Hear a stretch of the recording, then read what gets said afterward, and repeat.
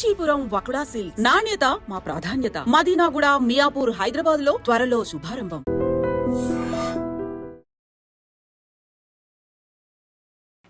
Hi, hello, నమస్తే, welcome back to iDream media. ఈరోజు మనతో ఉన్నారు office certified mutual fund distributor అయిన శ్రీనివాస్ రెడ్డి గారు. ముఖ్యంగా మ్యూచువల్ ఫండ్స్లో ఉండే ఇన్వెస్ట్మెంట్ ప్రొసీజర్ గురించి చాలా క్లియర్గా అండ్ ఒక ఇన్వెస్ట్మెంట్ స్ట్రాటజీ గురించి తెలుసుకుందాం. నమస్కారం సార్. నమస్కారం Virat. First of all welcome to iDream media sir. Thank you. So mutual ఫండ్స్లో రకరకాల ఇన్వెస్ట్మెంట్ స్ట్రాటజీస్ అనేవి ఫాలో అవుతుంటారు. మ్యాథమెటికల్గా నెంబర్ అనేది చాలా ఇంపార్టెంట్. కాంపౌండింగ్ని కరెక్ట్గా యూజ్ చేసుకోవడం కోసం. అయితే మన ఆడియన్స్ ఎక్కువ అడుగుతుంది ఏంటి అంటే, మా సంపాదనలో మేము నెలకి 10,000 రూపాయల చొప్పున ఇన్వెస్ట్ చేయగలం. అవును. మోస్ట్ ఆఫ్ ది కామెంట్స్లో ఇది ఒక రెగ్యులర్ కామెంట్. 10,000 చొప్పున ఇన్వెస్ట్ చేసుకుంటూ పోతే నేను ₹1,00,00,000 సంపాదించడం అనేది నా టార్గెట్ అయితే, ఈజ్ ఇట్ పాసిబుల్? నాకు అది వీలైనంత ఫాస్ట్గా పాసిబుల్ అవుతుందా? కాస్త దీనికి ఎక్స్ప్లెనేషన్ ఇస్తారని అడిగారు. సహజంగా మ్యూచువల్ ఫండ్స్ ఇన్వెస్ట్మెంట్స్ అనేవి మినిమం 10 ఇయర్, ఒక 7 to 10 years అయితే ఇన్వెస్ట్మెంట్ కంటిన్యూ చేయాల్సి ఉంటుంది మినిమంగా. మీకు ఎంత రిటర్న్ వస్తుందంటే ఇనీషియల్ స్టేజ్లో ఎక్కువ రిటర్న్స్ రావచ్చు, కొన్ని సందర్భాల్లో వరస్ట్ రిటర్న్ కూడా రావచ్చు. మినిమం 7 years కనుక మీరు ఆ ఇన్స్ట్రుమెంట్లో ఉండగలిగితే మాత్రమే మ్యూచువల్ ఫండ్లో ఇన్వెస్ట్ చేయాలి. అక్కడ వరకు ఓకే. కానీ మీకు మంచి లాభాలు రావాలి, నేను ఒక 10,000 రూపాయలతో ఒక 1 crore రీచ్ కావాలనుకుంటే దగ్గర ఇవాళ మేము ఎక్స్పెక్ట్ చేసే రిటర్న్స్ బట్టి అయితే 20 years పడుతుంది. 20 సంవత్సరాలు 12% దగ్గర రిటర్న్ కనుక జనరేట్ చేయగలిగితే మీ నెల మీరు ఇన్వెస్ట్ చేసే 10,000 రూపాయలు 20 సంవత్సరాలు 1 crore అవుతుంది.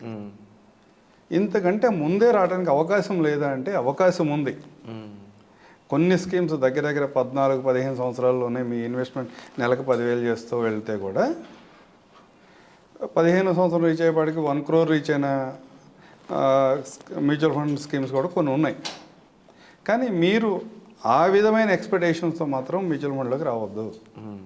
కొన్ని సందర్భాల్లో XIRR చూసుకుంటే, లేదా మీ కన్వీనియంట్ బట్టో, లేదా MFD కన్వీనియంట్ బట్టో XIRRలో లేదా అబ్జల్యూట్ రిటర్న్ మీరు చెక్ చేసుకుంటూ ఉన్నప్పుడు 30%, 40% రిటర్న్స్ కనపడవచ్చు చాలా సందర్భాల్లో బుల్ మార్కెట్లో ఉన్నప్పుడు.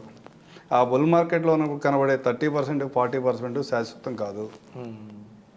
మీరు ఎప్పుడైనా సరే ఒక ఇన్వెస్ట్మెంట్ స్ట్రాటజీని ఒక 10 years కనుక కంటిన్యూ చేస్తూ ఉంటే దీంట్లో బుల్ మార్కెట్లో మంచి రిటర్న్స్ కనబడతాయి, బేర్ మార్కెట్లో వరస్ట్ రిటర్న్స్ కనబడతాయి. ఇవాళ ఉన్న సిచ్యువేషన్ పర్టికులర్గా హై నుంచి దగ్గర 25% వరకు small and mid caps correct అయినాయి. ఇలాంటి సందర్భంలో జరుగుతూ ఉంటుంది. మళ్ళీ బుల్ రన్ వస్తుంది. ఈ సైకిల్స్ అన్నిటినీ కూడా మీరు అబ్జర్వ్ చేస్తా కంటిన్యూ చేయగలగాలి. అప్పుడు మాత్రమే రిటర్న్స్ వస్తాయి. ఒక చిన్న ఉదాహరణ చెప్తా.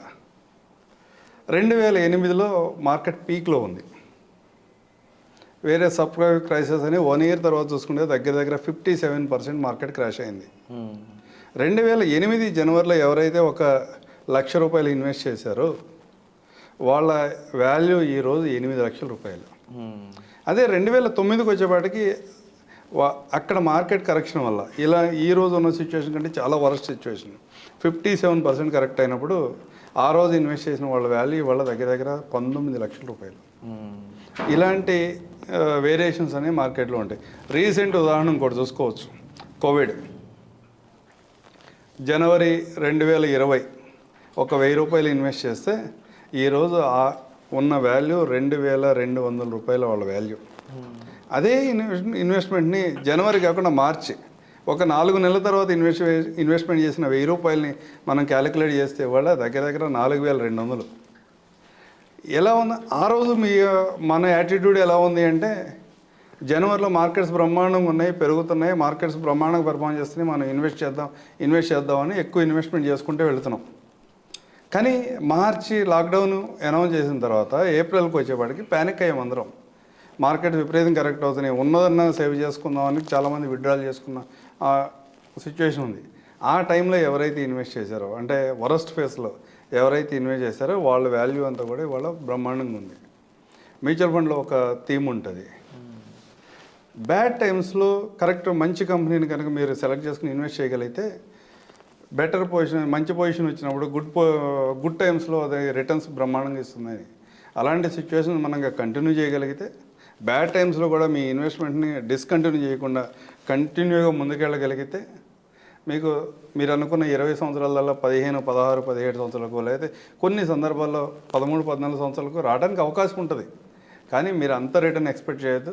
ఎవరైనా ఒక 10,000 రూపాయలు ఎస్ఐపి ద్వారా ఇన్వెస్ట్ చేస్తున్నాం, నాకు 1 crore టార్గెట్ ఉంటే దగ్గర ఒక 20 సంవత్సరాల టార్గెట్ పెట్టుకుని ఇన్వెస్ట్మెంట్ స్టార్ట్ చేయండి. శ్రీనివాస్ గారు, ముఖ్యంగా ఇలాంటి ప్రొసెసర్లో కన్సిస్టెన్సీ అనేది చాలా ఇంపార్టెంట్. అవును, అంటే ఎస్ఐపీలు మిస్ అవ్వకుండా చేసే విధానం. అవును. బట్ చాలా మందికి ఏమవుతుందంటే ఫైనాన్షియల్ సిచ్యువేషన్స్లో ఎమర్జెన్సీ ఏమన్నా వచ్చినా, లేకపోతే due to some uncertain reasons వల్ల ఎస్ఐపి ఆగినట్లయితే వాళ్ళు ఎటువంటి రిస్క్ ఫేస్ చేసే ఛాన్స్ ఉంది, లేదంటే దానికి ఏదైనా సొల్యూషన్ ఉందా? సహజంగా మనం ఈరోజు ఏం మాట్లాడుకున్నా ఫ్యూచర్ అంతా మనం ఇవాళ అనుకున్నట్టుగా ఉండదు. కొన్ని సందర్భాల్లో చాలా మంచి పొజిషన్లో ఉంటారు, ఇంకా ఎక్కువ ఇన్వెస్ట్మెంట్ చేయగలిగే పొజిషన్లో ఉంటారు. ఆ టైంలో ఎక్కువ ఇన్వెస్ట్మెంట్ చేస్తారు, రిటర్న్స్ అనేది చాలా తొందరగా వస్తాయి వాళ్ళకి. అట్లా కొన్ని సందర్భాల్లో వరస్ట్ పేజ్ కూడా ఉంటుంది ప్రతి ఒక్కళ్ళకి. ఆ వరస్ట్ పేజ్లో ఉన్నప్పుడు కూడా మ్యూచువల్ ఫండ్ ఇన్వెస్ట్మెంట్స్ మీరు కొంత పీరియడ్ హోల్డ్ చేసినందువల్ల, లేకపోతే ఎమర్జెన్సీస్ వస్తే ఇక తప్పదు అనుకున్నప్పుడు ఇక్కడి నుంచి విత్డ్రా చేసినందువల్ల మీ ఇన్వెస్ట్మెంట్స్కి వచ్చే ఇబ్బంది ఏమి ఉండదు. చాలామంది మేము ఫైనాన్షియల్ ప్లానింగ్ గురించి మాట్లాడుతున్నప్పుడు జనరల్గా ఒక 50,000 ఎస్ఐపి, 50,000 ఎస్ఐపి ఇవ్వండి, లేదా ఒక 1,00,000 రూపాయలు ఎస్ఐపి ఇవ్వండి అన్నప్పుడు 1,00,000 రూపాయలు 20 years పే చేయాలి, 20 years మధ్యలో పే చేయలేకపోతే, ఇన్వెస్ట్ చేయలేకపోతే నాకు ఏమైనా ఇబ్బంది వస్తుంది కదా అనే ఫీల్డ్లో చాలామంది ఉంటారు. మ్యూచువల్ ఫండ్లో ఉన్న కన్వీనియంట్ ఏంటంటే మీరు ఈరోజు స్టార్ట్ చేసిన తర్వాత ఎవరైనా ప్రజెంటేషన్ ఇచ్చినప్పుడు బ్రహ్మాండంగా ఉందని స్టార్ట్ చేస్తే ఒక నెలతో 2 నెలల తర్వాత మీ ఆలోచన విధానం మారింది. మీరు ఆ రోజు స్టాప్ చేసినా, లేకపోతే మన ఫైనాన్షియల్ పొజిషన్ వల్ల కొన్ని అన్సర్టనిటీస్ రావడం వల్ల ఏమైనా మధ్యలో కొన్ని రోజులు స్టాప్ చేయాల్సి వచ్చినా, లేకపోతే ఎస్ఐపిని డిక్రీజ్ చేసుకోవాల్సి వచ్చినా, లేదా మన దగ్గర పొజిషన్ బాగుంది, మన దగ్గర మా ఇంక్రిమెంట్స్ అవన్నీ బాగున్నాయి, మన ఇన్కమ్ బాగుంది, మీరు ఇంక్రిమెంటల్ చేసుకోవాలన్నా ఏ పాయింట్ ఆఫ్ టైంలో అయినా మీరు చేసుకోవచ్చు. ఫ్యూచర్ ఎలా ఉంటుందో భయపడి ఈరోజు మీరు చేయగలిగిన ఇన్వెస్ట్మెంట్ చేయకుండా ఆగొద్దు. ఓకే. సో ముఖ్యంగా ఇన్వెస్ట్మెంట్ విషయానికి వస్తే సిచ్యువేషన్స్ ఎలా ఉన్నా అది రేపన్న రోజు మనల్ని ఆదుకునే ఒక అంశం కాబట్టి దాన్ని కొనసాగిస్తూనే ఉండాలనేది మీరు చెప్పే పాయింట్. సో శ్రీనివాస్ గారు చెప్పిన పాయింట్ మీకు ఎలా అనిపించింది? ముఖ్యంగా మీరు ఇప్పుడున్న స్టేజ్లో ఫైనాన్షియల్ ఇన్వెస్ట్మెంట్ పరంగా ఏ స్టేజ్లో ఉన్నారు?